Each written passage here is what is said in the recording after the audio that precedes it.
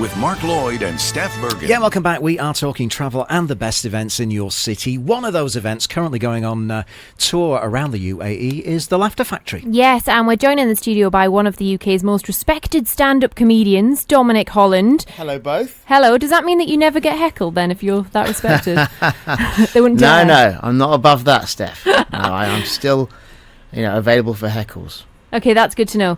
Now, whenever we get a comic in the studio who's successful, Yes. who has That's me, lasted is it? their Good. time on the circuit, Success. they're never just a comic. You are an author, a Yes. writer, an actor. You've worked on radio series. One of them has won awards. Mm-hmm. Are they all doors that were opened by comedy, or did you have fingers in those pies first and then comedy came next? Good question. I started out as a guy who knew I could make people laugh, and stand-up is your conduit, okay? And that's your main income, and that's your main focus. And then outside stand-up, because clearly you're only gigging in the evening, and if you're an industrious person, you've got some ambition, you have a long time between gigs, right? So you kind of feel that you want to do more than just do your gigs in the evening. And writing comedy, you want to fill that time. And so writing books, writing films, and just output is kind of what drives me on. And also it's you've got to have stuff going on as well. You've got to have fingers in pies, because sometimes your stand-up goes really well and you're winning awards, and then you might have a bit of a And lull. you're resting. Yeah, nice. Nice That's word, exactly right. That's what the It's actors never a call it, lull. isn't it? Yeah, I'm resting. I'm Yeah, resting. yeah. I've done a lot of resting. When did you first find out you could make people laugh? Back at school. Yeah, because I was it's not gotta very be. bright at school. I was not very good at sport. I was very small. I was very immature. But I always knew that when my parents' friends would come to stay or at school, the one thing I was better than or as good as was being funny. But I just didn't realise, could it be a career? Yeah, it's a big step, isn't it, taking it to the stage? Yeah, it is. Confidence-wise as well. Like, what did your parents do? Well, my dad was a teacher, my mum was a nurse, my brothers are lawyers. Respected professions. All of that. And then this little bloke comes along and says, do you know what? I want to Never be a mind the comic. law. Yeah, and the hardest thing about being a comic is people assume that you're a show-off because you can do stand-up comedy, but that actually doesn't follow. If you can see funny things, you can observe funny things, and you can articulate them funny, that doesn't mean that it's an easy gig to be on stage. Oh, no, I can imagine. So for me, it was a bit of an ordeal, because I'm actually quite a shy, diffident sort of bloke, but I can be funny. So I need to overcome that, that sort of inertia to get on stage and then front it out. Is that part of the excitement, though, I imagine, when you're on stage? And Excitement's one word for it. I mean, it started in a cafe, didn't it? Yeah, comedy cafe back in the day. Talk us through that first gig. Well, I wanted to be a stand-up. I'd left university. I was a sales guy. I knew I wasn't going to make it in business. I didn't want to be in business. I wanted to be a comedian. And so I wrote a monologue, and I went along to the Comedy Store, and I watched a lot of guys who have stopped working now, who are, and I was just captivated by the idea that a guy could stand up on a tiny little stage in a packed room and rock the room. And they weren't famous, they were just funny guys. And I thought, wow, and I realised that there was a circuit beyond the Comedy Store. So I started to dot around little venues in London, and I found one called the Comedy Cafe, and they said to me, yeah, you can come along on Wednesday and do a set. I thought, wow, 10 minutes. I thought, gosh, that's amazing. So I sort of wrote this monologue, and I brought I think Nikki came along, my girlfriend, my wife at the time. So she came along, and I completely tanked, completely stiffed. I mean, I remember one woman at the front of the room, she's with her boyfriend, and she said to her boyfriend, this guy's not going to last long. No. And I remember thinking at the time, even though I wasn't doing very well, I remember thinking, no, you're wrong. I'm going to keep doing this. This is it for me. And so I kept doing it, and I just came back the next week and got some gear that worked, and that gave me a little confidence, and then I just carried on. And when my kids were born, that was a huge sort of fertile area for me, because I was a young dad. I was 26 when my first son was born. So, 29 when my first son was born. So I had a real fertile area, and I was one of the first comics to have kids. So I had a real good run of stand-up with my kids. Yeah. Doing Having stuff on them. done all of these different things, has there ever been a time when you've thought, I'd like to do one more than the other and leave comedy behind? Or has comedy always been the main focus for you? I've always loved... No, comedy's always been the main thing. I would love, though, to have got my films made, because stand-up comedy's quite attritional. You're travelling a lot, and the gigs, you're only as good as your last gig, and it does wear you out. You do have to reinvent your enthusiasm and reinvent your courage. A lot of guys go through big confidence blips, and they drop off. And I've never done that, but you have to fight it.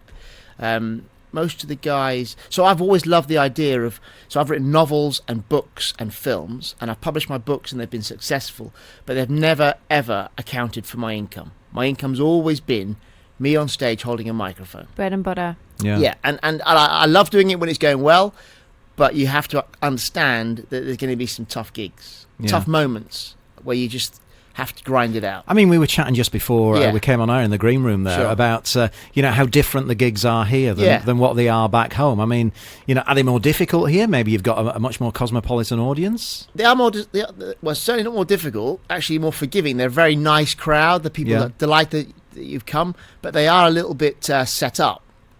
They're not in comedy clubs. They're in hotels. Yeah. And that makes it, I wouldn't say sterile, but they're just not as real a gigs as like the Comedy Store, which is a dedicated venue. And but no, the audiences are very they're really receptive. And I do stuff on Dubai. I try and do stuff on local stuff. Mm-hmm.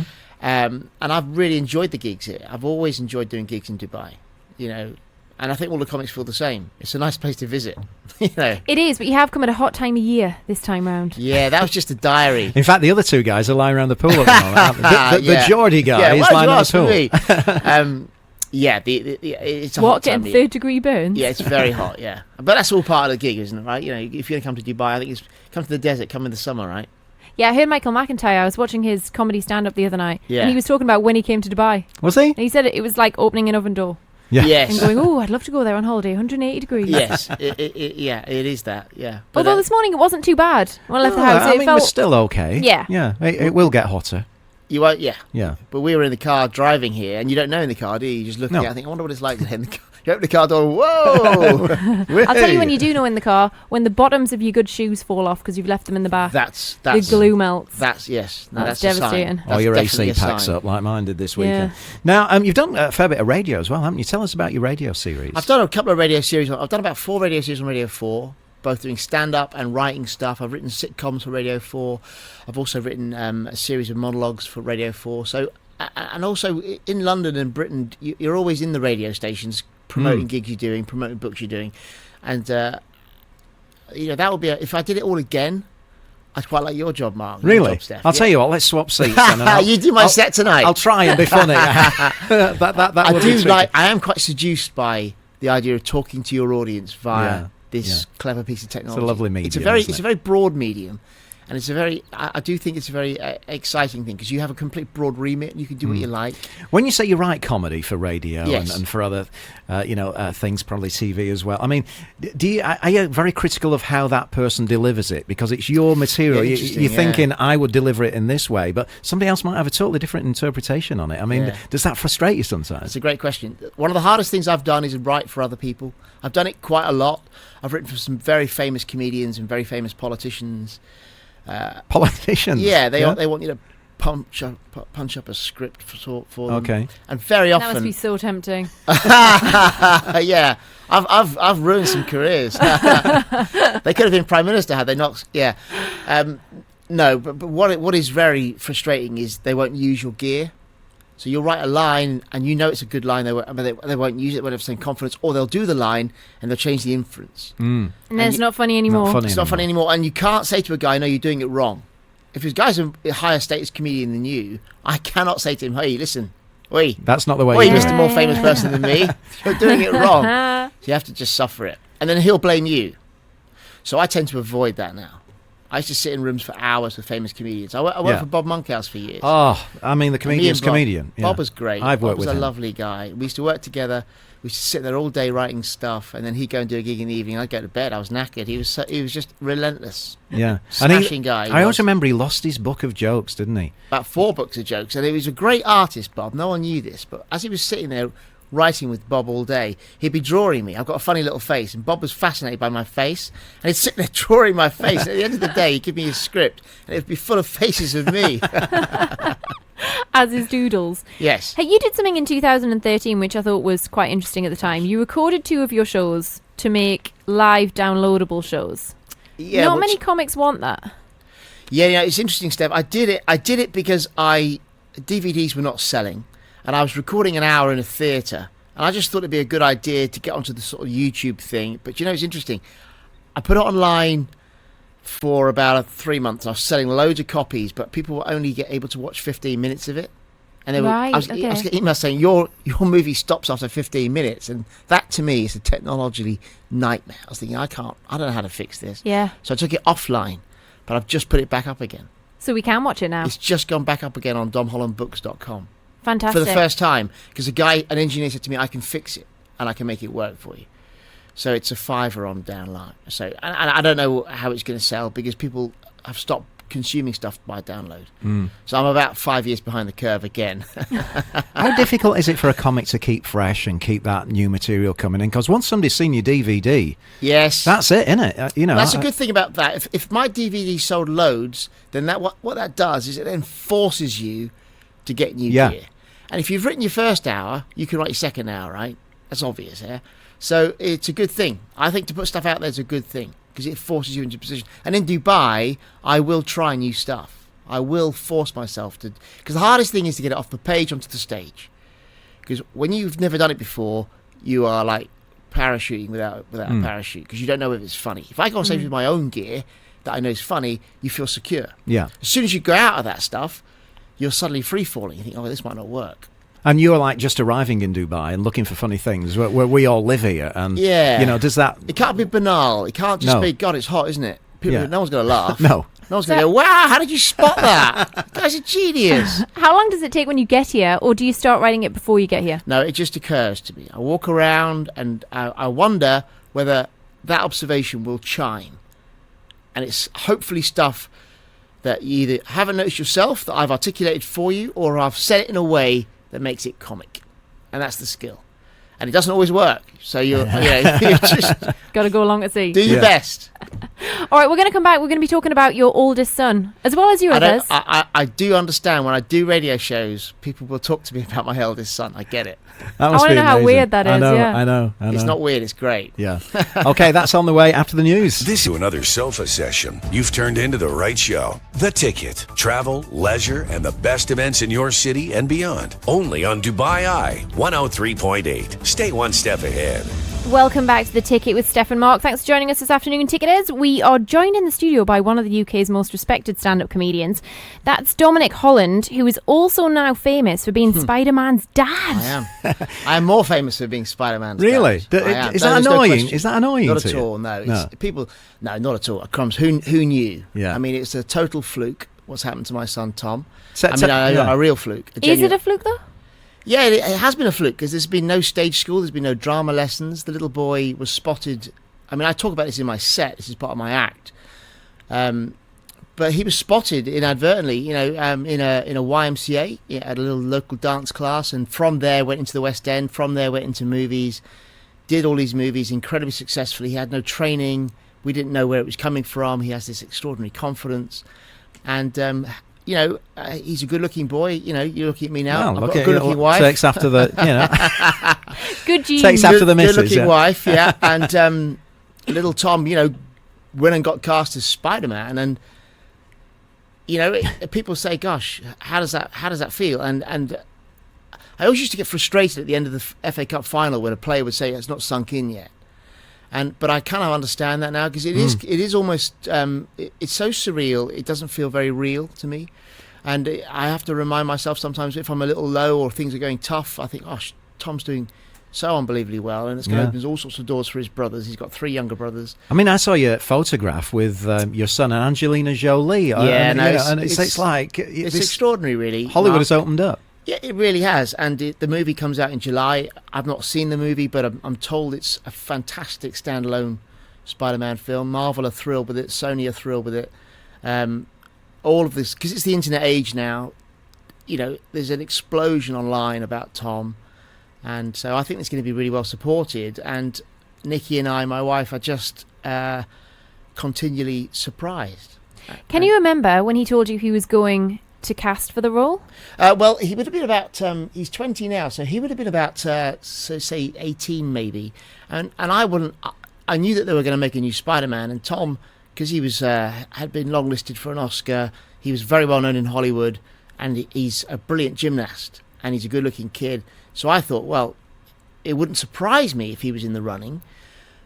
And when the agents in America said you've got to start taping for SpiderMan, I just never in a million years imagined that it would ever come through. I just thought that, even though Tom had this gilded career already, I just thought that kind of break happens to other families. Yeah. It doesn't happen to me, because most of the actors coming out of Britain now are all at Eton and Harrow, and Tom went to a comprehensive school. I'm an ordinary guy. I didn't go to a posh school. So I just thought these things don't happen to my family. And how's he handled it? Remarkably well, because he's been incremental, because he's made about 8 films. So it's not like he's just become a movie star. Yeah. So he's been able to adjust. But we're kind of managing now because it's gone bananas, because he gets free stuff. They give him stuff. They give him a car. They just give him stuff. And he says, would you like an Audi R8? No, not really. Do you know what I mean? So we sort of pare that back and we say, Tom, you want to work up to that, mate. You don't want to have that car. Are you involved in his management? No, not at all. No. So and that was a conscious decision, because I think that's going to compromise our family. Yeah. I'm his dad, right? And I'm always going to be his dad. He can't sack his dad. He can sack his manager. Yeah. And I just think it's eggy. I just think it's much better to delineate Tom's career and then Tom's family life. But you can still give him advice, of course. And I can still tell him off. And I'm still one of the people who'll say, hey, Tom, that's bad. You're not being very sensible there. Because his agents are worried about being sacked, whereas I'm not. He can't sack his old man. No. A lot of comics, though, on stage will talk about their kids and their act. Yeah. Does this change the playing field? But it kind of does. But it doesn't now, Steph, because when I tell an audience, I always don't know at the moment, because if I say to an audience, my son's Spider-Man, people don't believe you. And you can see them grab their phones and start Googling Dominic Holland. And so I think it'll be easier after July when the movie's out and then everyone knows. So I'm going to Edinburgh this year. I'm going to do a show in Edinburgh at the Edinburgh Festival. And I will open with my son Spider-Man, because everyone will know. Whereas at the moment, I kind of do it as a reveal. And I build up to it. I take them through the gestation of Tom's career, through the West End, through into the movies, then into Spider-Man. And it's a big laugh at the end. Whereas I think that's an easier way of doing it than just announcing my son's Spider-Man, because people just don't believe you. Do you worry about the future, though? Because obviously when they're first starting out, it's fantastic and they're getting roles and it's the big break, and that's fantastic. But in anyone's life, when you're 20 years old, the stuff that I did between 20 and 30, some of it was stupid. Relationships don't always work. You're not going to meet the person you're going to stay with forever when you're 20 these days. Well, I did, but most people don't. I mean, I met my wife when I was 19, but no, it's a great question. Benedict Cumberbatch, who Tom made a movie with last year in London called The Current War, and Benedict said online or in an interview, what's the greatest thing that's ever happened to you, Benedict? And he said, not getting famous in my 20s. And that resonated with me, because Tom's not going to have that privilege. Yeah. Okay, and the scrutiny that Tom is going to come under, I think, will become a little tiresome. He goes places now and he can't leave the hotel. That's going to become tiresome. But listen, that's what we knew that going into it. He knew that going into it. And so there is a downside, but I think that's compensated for by the upside. And you just have to manage it. And you've got to keep a handle on normality. And you've written a book called Eclipsed. I have. About Tom and I, Yeah, about, him eclipsing his celebrity dad. I mean... It's no shame being eclipsed by Spider-Man. I mean, Michael McIntyre. If Michael McIntyre was Tom's dad, Michael could have written Eclipsed. But I only wrote it because I've tried to make movies. I've been to Los Angeles with my film scripts. I've sold my scripts to big producers. I've had big actors attached to my films, and they've always fallen over.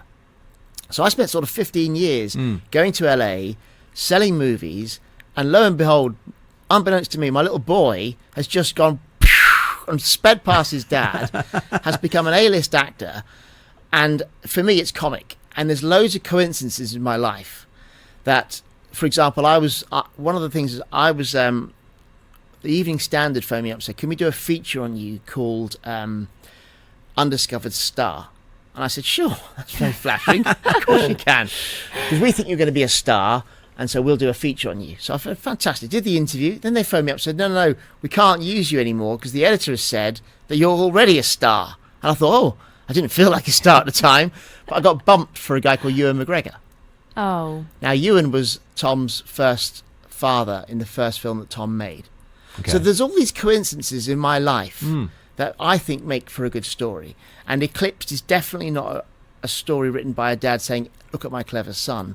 It's a bemused dad accounting for how Tom made it and then sort of wondering how things have gone so well for him and Arrive for me, but in a very comic slant. Yeah. It isn't a mawkish book at all. How do you manage to be a great dad to your other two sons? Three Three. sons. Three sons, as well as handling the Yeah, career but of the thing is, this Mark, you're one. a parent, right? I asked you before the interview. It's just instinctive, isn't it? You know, I'm totally equitable, and I love the idea of what Tom's doing, because I see it as an opening for his brothers, right?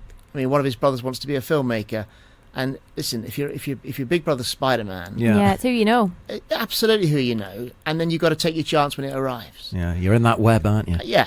So yeah, I knew I should have been a comic. I think that's a great thing, you know, and I definitely don't favour my eldest son over his brothers at all. No. That would be madness. Yeah. But I'm very seduced by where he is, and I'm continually excited by the prospect of what he's doing. What about Mom? How does she feel? She's cool, man. She's a photographer. She's a little worried. She's more worried than I am, and she manages Tom really, pretty stridently. She's more sort of determined or more prepared to give him a grilling than I am.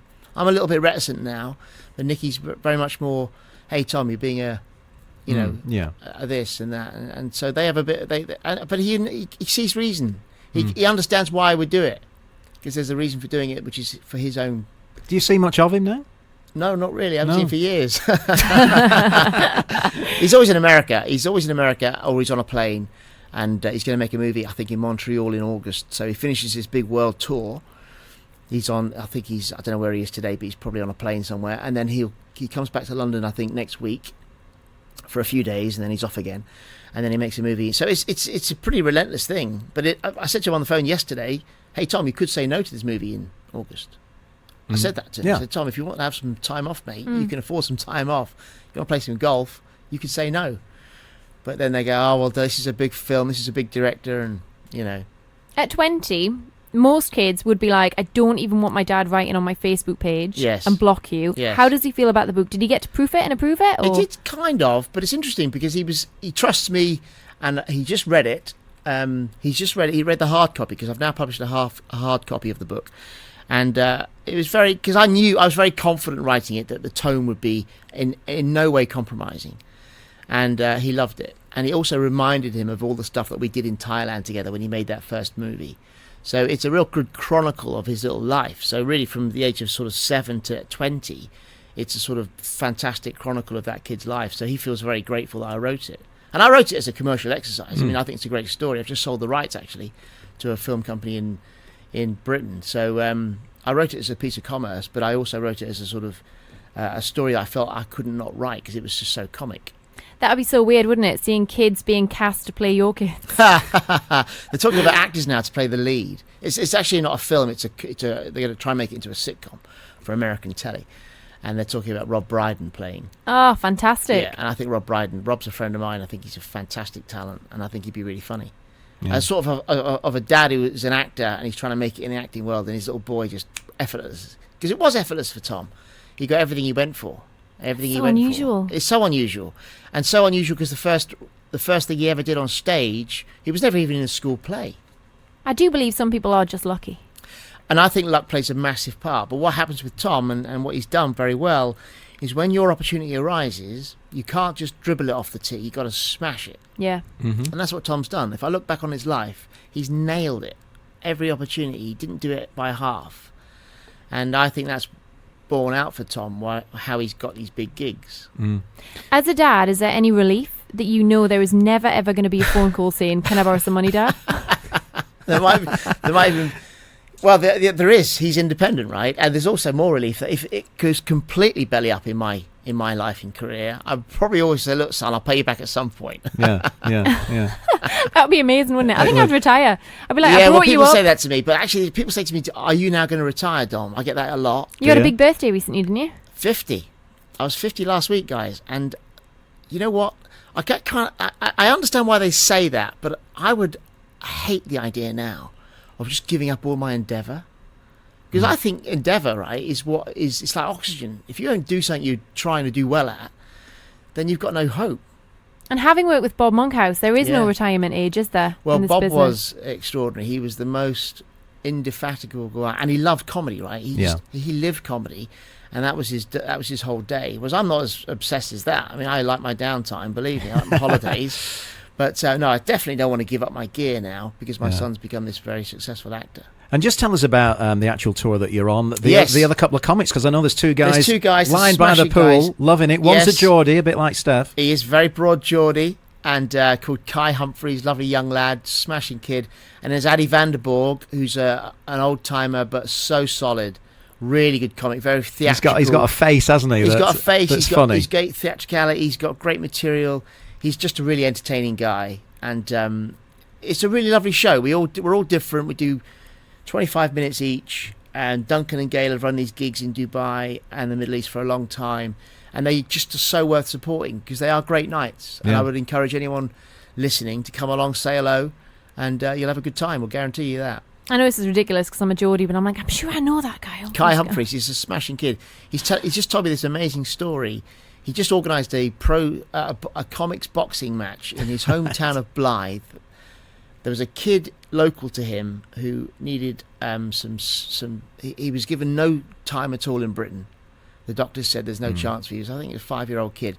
And there's £500,000 worth of stuff in America that might give him a chance. So Kai organised this boxing match.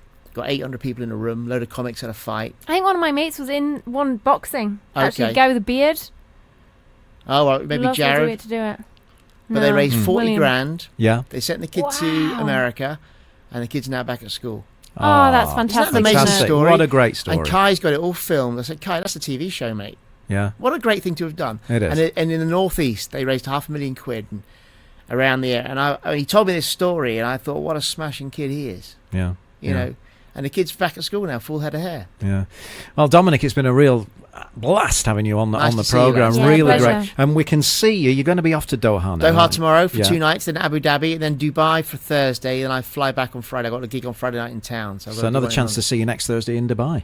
Yeah, so Abu Dhabi is going to be Park Ratana if you want to see it. 8 p.m. show on Wednesday. Why 9 o'clock in Dubai? And 8 p.m. in Abu Dhabi. Did they go to bed earlier? That question's better for you guys to answer. I don't know. Okay, it's a Grand Millennium TCOM, 9 o'clock on Thursday. And if you want to see the guys on Friday night, it's at DIFC at the Gramercy. Yeah, and when we go and see SpiderMan, we'll say, we know his dad. Yeah, we've met his old man. Yeah. Dominic, thanks so much for coming in. You're very welcome, guys. Thank you very much. Right, we've got music coming up next on